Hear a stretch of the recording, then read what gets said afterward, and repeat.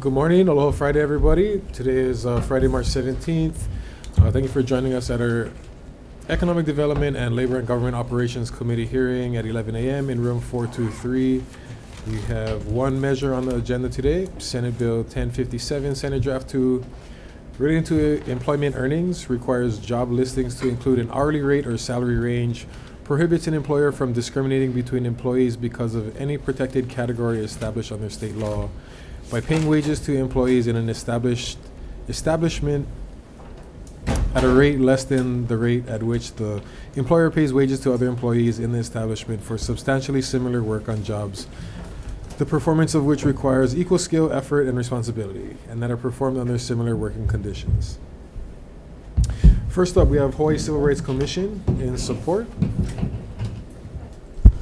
Thank you, Chair, Vice Chair, members of the committee. Robin Wurzel, Chief Counsel for the Hawaii Civil Rights Commission. The HCRC supports this bill and urges you to pass it. We stand on our written testimony, but I am available for any questions since it's within our statutes. Thank you. Thank you very much. Next, we have Retail Merchants of Hawaii in opposition. Aloha and good morning. I'm Tina Yamaki with the Retail Merchants of Hawaii. And yes, we are in opposition. Employers already have a small pool of candidates to consider, and these candidates would not consider company culture or promotional ability or any other benefits offered if they're only looking at the pay range. It also allows a competition, as well as employees in a company will find out what your company is offering. For current employees, this may spark jealousy and resentment, therefore making the workplace an even more toxic environment. We need to protect our small businesses as well in Hawaii. A lot of times, the larger companies are able to offer a lot more than what the smaller companies are, and they're not even looking at what the benefits are offered. Thank you. Thank you very much. Next, we have Chamber of Commerce of Hawaii in opposition. Aloha, chairs and members of the committee. The Chamber will stand on its written testimony in opposition to the current version of the bill, but we are open for discussion to see how we can address the intent of the bill. Thanks. Thank you very much. Next, we have National Federation of Independent Businesses in opposition.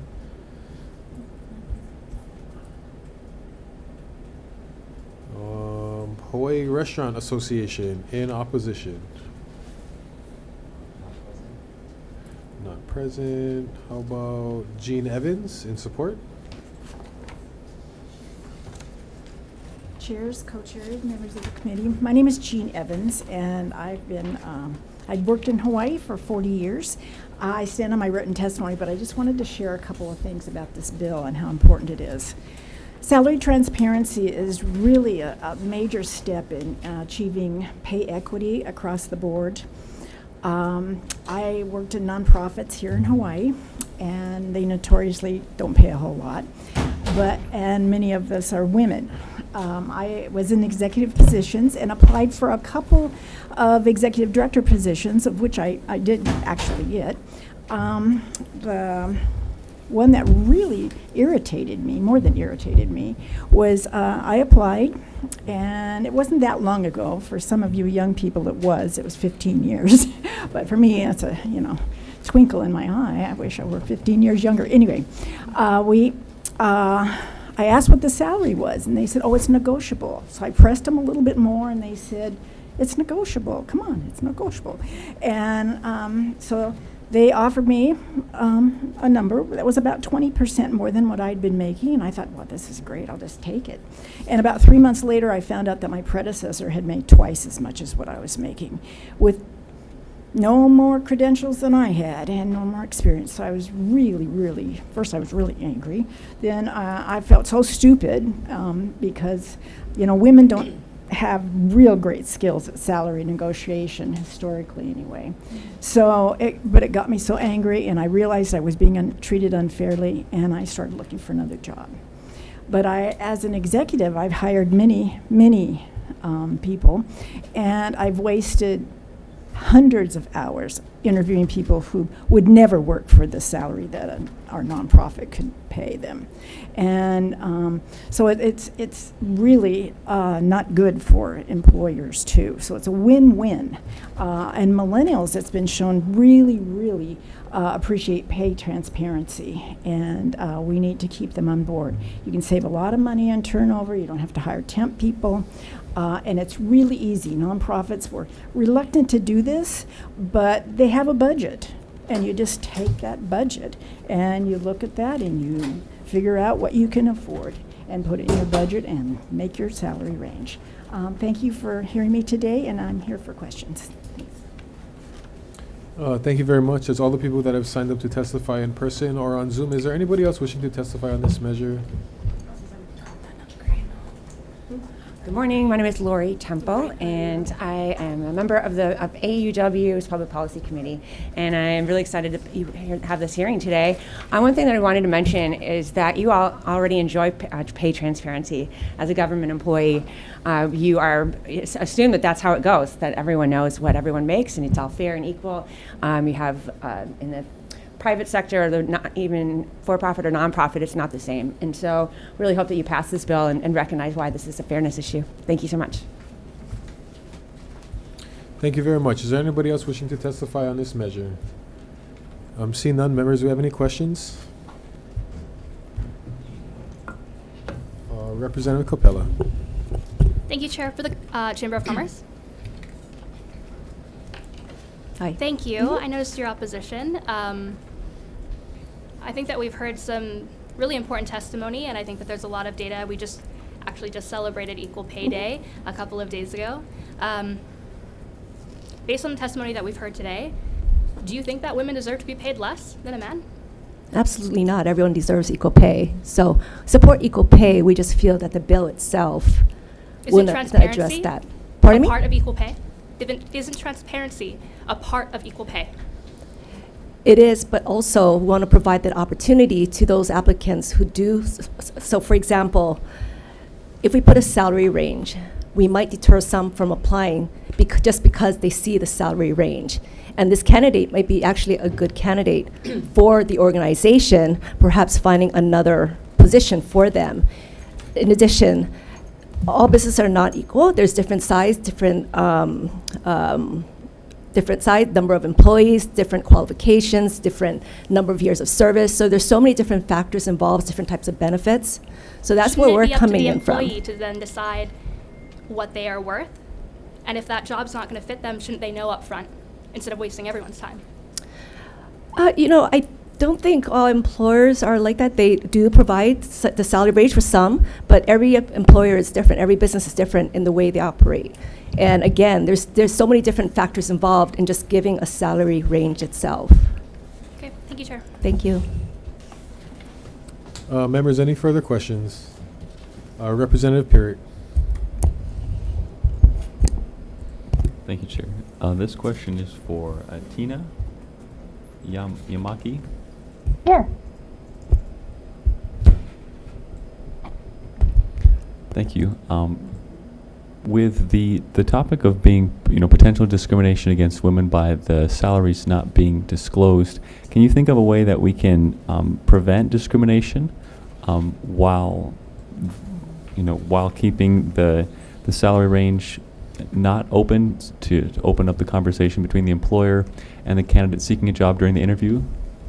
For retailers, we don't have a salary base based on if you're a man or a woman, your religion, LGBTQ+, nationality. It's basically based on your ability is what we're doing.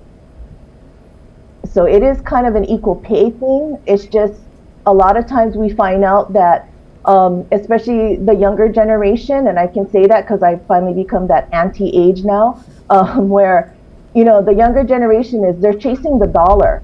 And if they're going to get paid 50 cents across the street more, they're just going to walk over there and apply and just leave our stores. So we are trying to cultivate benefits and a whole bunch of other things to keep these jobs. But it's not based on your religion or gender or anything like that. Thank you, Tina. Mm-hmm. Thank you, Chair. Thank you very much. Any further questions? Seeing none, quick recess for decision making.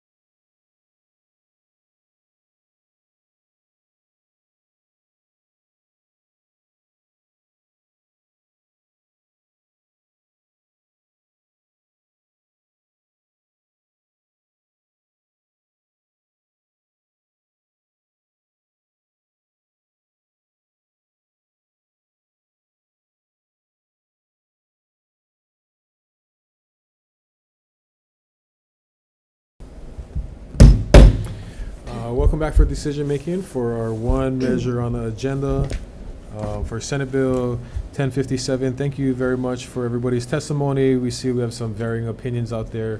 We are going to be moving this measure forward with, we're just going to be putting amendment of the House effective date of June 30th, 3000. And we're going to put some comments in the committee report that the Labor Chair will explain to us. Yeah, I'd just like to include a note in the committee report asking the next chair to take a look at whether actual job performance on the job should factor into pay as well. I think this might already be included in the current language, but I just wanted to ask him to take another look. Thank you very much. And with that, members, do we have any questions or comments? Representative LaChica. I wanted to thank the introducer for this bill. I think this is a very important measure. I think rather than oppose reasons for the next generation to continue leaving this island for the mainland because of our cost of living, they don't have no future here. And I think this is a step in the right direction. I think we should do everything that we can to support our current workforce, to support ending the gender pay gap, and of course, for these reasons, I will vote to strongly support this measure. Thank you, Chair. Thank you very much. Any further questions, comments? Representative? Did you not testify? No, I did. I just wondered if I could make a comment. It's not- Oh, no, sorry. We're in decision making. Thank you, though. Representative Pierick. I'd like to thank the introducers of this measure. The intent is definitely something I support. I promote equality amongst males and females. I wrote a book on promoting women in leadership. When it comes to disclosing the salary or the income, whether it's an hourly wage or a yearly wage, I think for the reasons mentioned by the Chamber of Commerce and others that shared testimony against it, it could have a negative impact potentially. So I'm going to be voting no. I'm hoping that we can solve the gender gap in pay without this measure. Thank you very much. Anybody else? Seeing none, Vice Chair for the vote. Voting on SB 1057, recommendation of the chair is to pass with amendments. Chair and Vice Chair vote aye. Member Hussey Burdick. Aye. Member Kong. No vote, please. No vote for Member Kong. Member La Chica. Aye. Member Nakamura. Aye. Member Quinlan excuse, and Member Pierrick. No. No. Your recommendation has been adopted, Chair. Members, same recommendation. Okay, LGO members voting on SB 1057, SD2, same recommendation to pass with amendments. Chair and Vice Chair vote aye. Representative Capella? Aye. Representative Martinez? Aye. Representative Sayama? Aye. And noting the excused absences of Representative Tam and Alcos, Chair, your recommendation is adopted. Thank you, members. We're adjourned.